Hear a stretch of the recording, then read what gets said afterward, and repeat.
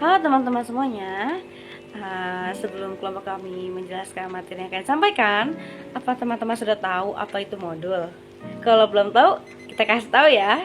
Jadi modul merupakan media pembelajaran mandiri yang dirancang untuk dapat dipelajari mandiri oleh peserta pembelajaran, juga di dalamnya dirancang secara mudah untuk dipelajari, yang diatur sehingga seolah-olah bahasa yang digunakan seperti pengajar atau bahasa guru. Selanjutnya, menurut Embulu, modul memiliki karakteristik seperti ada self-instruction, ada self-contained, ada stand-alone, ada addictive, dan terakhir ada user-friendly. Yang pertama itu adalah self-instruction. Jadi, melalui modul tersebut, peserta mampu membelajarkan diri sendiri, tidak tergantung pada pihak lain. Selanjutnya ada self-contained, yaitu modul dari satu unit yang dirancang secara utuh untuk memberikan kesempatan pembelajar mempelajari materi pembelajaran secara tuntas atau keseluruhan. Selanjutnya ada stand-alone, yaitu modul yang dirancang untuk tidak berpacu pada media lain. Selanjutnya ada media adiktif yang dirancang untuk dapat menyesuaikan perkembangan ilmu, pengetahuan, dan teknologi, tetapi isi materi pembelajaran bersifat sementara. Selanjutnya ada user friendly, yaitu modul yang dirancang untuk mempermudah peserta pembelajaran dalam belajar. Adapun pengembangan modul dibagi menjadi 3, yaitu ada modul adaptasi, modul kompilasi, modul dengan menulis sendiri. Untuk membuat modul, kita juga harus punya langkah-langkah. Jadi langkah-langkah pengembangan modul itu seperti apa sih? Jadi prosedur pengembangan modul terdiri dari beberapa langkah, yaitu pertama ada analisis modul, kedua penyusunan modul, ketiga ada uji coba modul, keempat ada revisi modul, kelima ada validasi modul. Selanjutnya ada analisis kebutuhan modul. Kegiatan menganalisis kompetensi bertujuan untuk mengidentifikasi dan menetapkan jumlah dan judul modul yang harus dikembangkan. Selanjutnya presentasi akan dilanjutkan oleh rekan saya, Lena Fitriana. Halo semuanya, saya Lena Fitriana.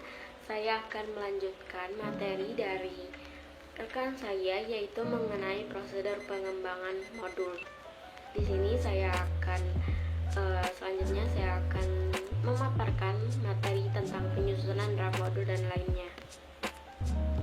Penyusunan draft modul bertujuan untuk mengetahui kompetensi dan subkompetensi apa saja yang sudah ada dalam modul tersebut.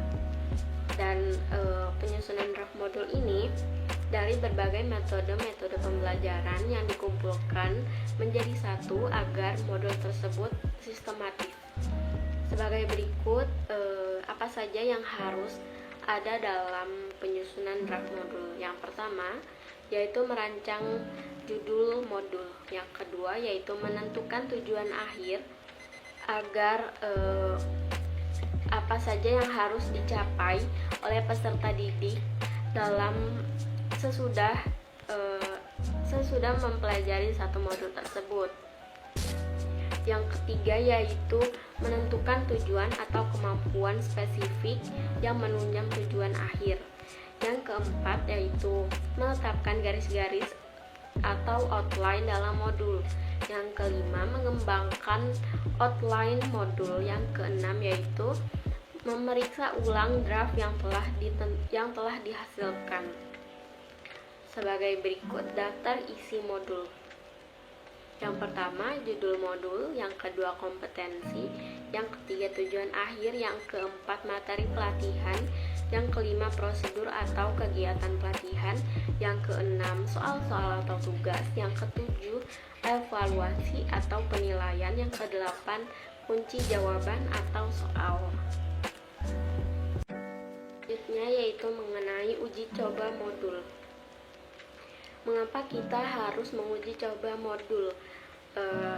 Agar suatu modul ini kita tahu apa manfaat dan bagaimana keterlaksanaan suatu modul ini dalam umum. Langkah-langkah untuk menguji modul secara berikut. Satu, menyiapkan dan gandakan draft modul.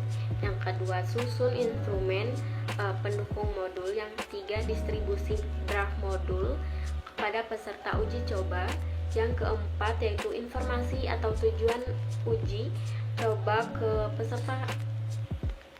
peserta uji coba. Yang kelima yaitu mengumpulkan kembali draft modul. Yang keenam yaitu menyimpulkan draft modul.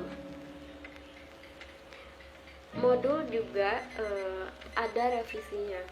Kenapa kita merevisi modul? Agar suatu modul sempurna dalam pemasarannya, penyempurnaan akhir, dan komprehensi terhadap modul sehingga siap untuk diproduksi dalam umum.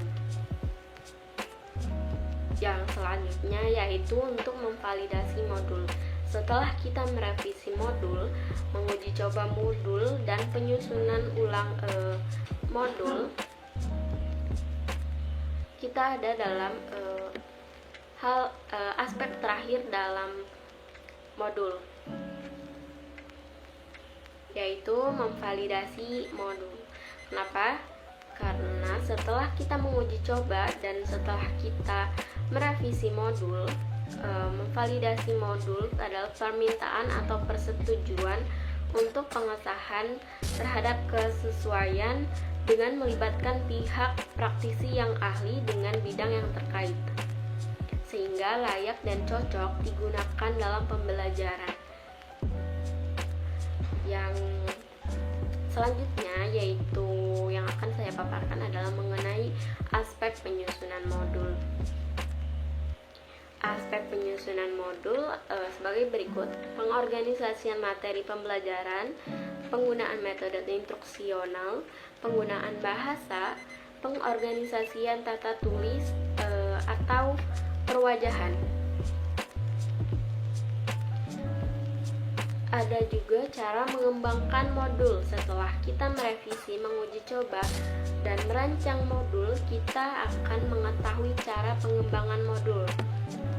Dibagi menjadi 3, yaitu modul adaptasi, modul kompilasi, dan modul menulis sendiri. Modul adaptasi adalah mengembangkan materi buku pasaran sebagainya digunakan untuk materi pembelajaran yang relevan. Yang kedua yaitu modul kompilasi, mengembangkan materi atau buku pasaran, silabus, atau jurnal ilmiah yang sudah ada sebelumnya kembali dipergunakan. Itu adalah modul kompilasi. Kalau modul menulis sendiri yaitu menulis modul sendiri untuk dipergunakan dalam pembelajaran sesuai dengan kebutuhan siswa. Jadi kita menulis modul sendiri dengan apa yang siswa butuhkan. Selanjutnya yaitu kelebihan dan kekurangan pembelajaran dengan menggunakan modul. Kita bahas kelebihannya dahulu. Kelebihan modul yang pertama yaitu sistem ini dapat menyerap perhatian anak sehingga pelajaran menunjukkan lebih berhasil apabila dibandingkan dengan ceramah dan lebih efektif. Yang kedua yaitu belajar lebih efektif dan evaluasi perbaikan yang cukup berarti. Selanjutnya yaitu kelemahan modul. Tidak semua siswa dapat belajar sendiri, melainkan membutuhkan bantuan guru dan seseorang, seperti orang tua, pembelajaran, mahasiswa, atau kakak tingkatnya, atau kakak kelasnya, atau temannya juga. Dan yang kedua yaitu tidak semua bahan dapat dimodulkan dan tidak semua guru mengetahui cara pelaksanaan pembelajaran menggunakan modul.